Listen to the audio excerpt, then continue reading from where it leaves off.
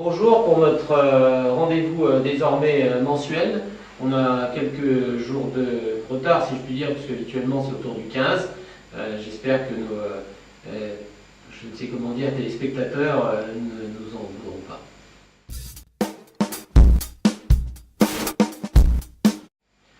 Écoutez, ce que je voudrais répondre, c'est vous m'avez aimablement tout à l'heure donné un certain nombre d'éléments pour nourrir mon dossier.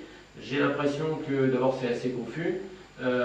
Ensuite qu'on reprend des mesures déjà existantes.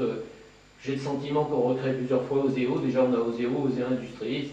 On va fusionner avec la banque postale, on va faire une banque française d'investissement. J'ai l'impression que tout ça existe. C'est peut-être améliorer le fonctionnement, mais je crois que tout ça existe.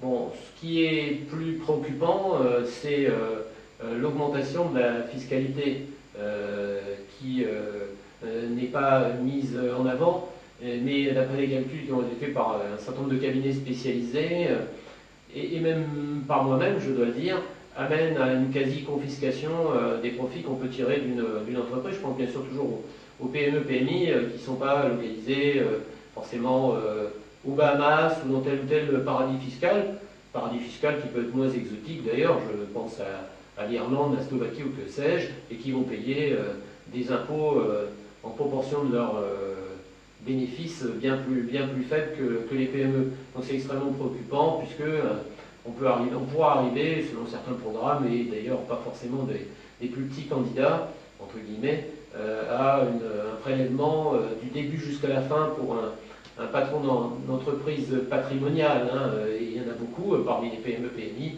et des TPE en particulier, à un prélèvement donc de l'ordre de 87%. Vous voyez, 10 000 euros de versés, bon, je simplifie à l'extrême, 1300 euros à la fin dans la poche du patron.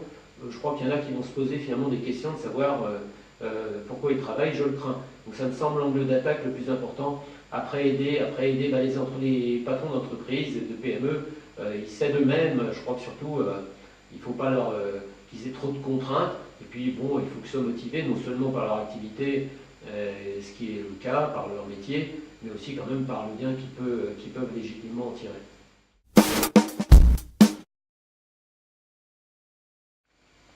Alors, je ne sais pas quelles mesures sont proposées, mais alors ceux qui proposent des mesures dans le cadre actuel, ils ont tout faux, parce qu'on a des relations qui sont contractualisées, si je puis dire, à travers l'OMC, l'Organisation mondiale du commerce, à travers l'Union européenne, etc. Donc tout ça est absurde. Je veux dire, on ne peut pas, ou alors on dit, on ferme, on a une Union européenne au but plus limité, et effectivement avec des frontières douanières qui apparaissent à nouveau, au moins dans une certaine mesure, et là peut-être qu'on peut faire quelque chose, je ne dis pas que c'est bien tout de suite, ou alors on est dans le cadre actuel, et tout ça, c'est vraiment du baratin électoral. Alors bon, il y a un candidat qui a sorti ça de sa boîte il y a quelques semaines. Bon, il faut privilégier le Made in France. Bon, tout le monde finalement est plus ou moins d'accord, sauf que le consommateur, quand il veut avoir un produit, il le veut le moins cher possible. Et si demain c'est du Made in France et que c'est 3 fois plus cher, il n'aura pas envie de payer 3 fois plus cher. Donc bon, ensuite il y a des questions d'étiquetage. C'est quelque chose d'important que je voulais. Je vous remercie de cette question, parce que ça me permet d'en parler. L'étiquetage, je ne sais pas si vous prenez un vêtement aujourd'hui, non seulement on ne sait pas d'où ça vient souvent, mais en plus on ne sait même pas en quoi c'est fait. Voilà, donc l'étiquetage il est réduit à sa plus simple expression. J'ai l'impression d'ailleurs que la loi n'est absolument pas respectée.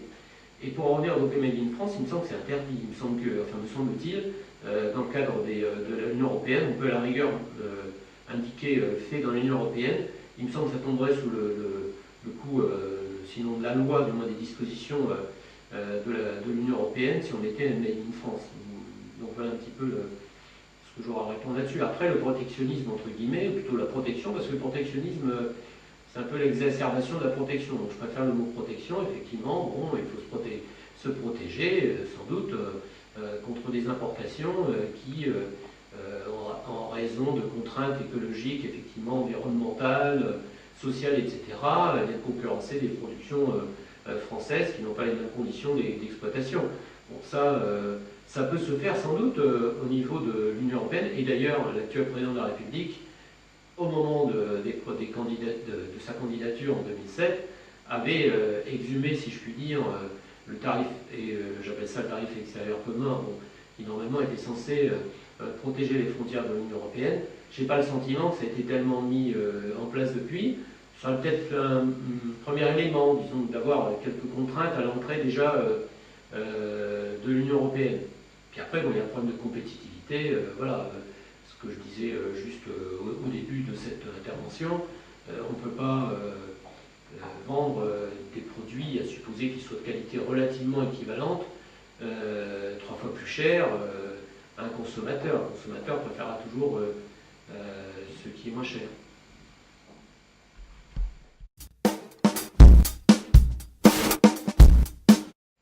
Actuellement, quand je parle, il est évidemment perturbé par les tragiques événements de la région toulousaine. Au-delà de ça, c'est toujours pareil d'une campagne à l'autre, c'est pas tellement la faute forcément des candidats, c'est la faute des médias, je dois le dire, qui extraient telle ou telle, et je les comprends, je comprends aussi pourquoi, extraient telle ou telle phrase, telle ou telle, comment dire, je vous dis, élément qui n'est pas forcément fondamental. Du coup, on se focalise sur des questions subalternes, éventuellement, et pas de fond. Bon, je dois reconnaître que j'ai examiné, non pas en détail, mais en partie, un certain nombre de projets, en particulier sur l'angle économique qui nous concerne plus généralement. C'est pas forcément non plus très sexy pour le téléspectateur ou l'éditeur lambda. Bon, je voudrais quand même relever, alors si je ne me trompe, c'est dans le projet de M. Dupont-Aignan, mais je ne suis pas absolument certain, il me semble, donc un projet d'industrialisation de la Lune, et je trouve qu'effectivement, il nous fait rêver. Bon, écoutez, merci à ceux qui sont arrivés jusqu'au bout de ces 3 interventions. Et je suppose qu'on se reverra, moi je vous reparlerai à travers ce même média, juste après les présidentielles, à moins qu'il y ait quelque chose évidemment de plus d'important, très important qui apparaisse d'ici là. À bientôt.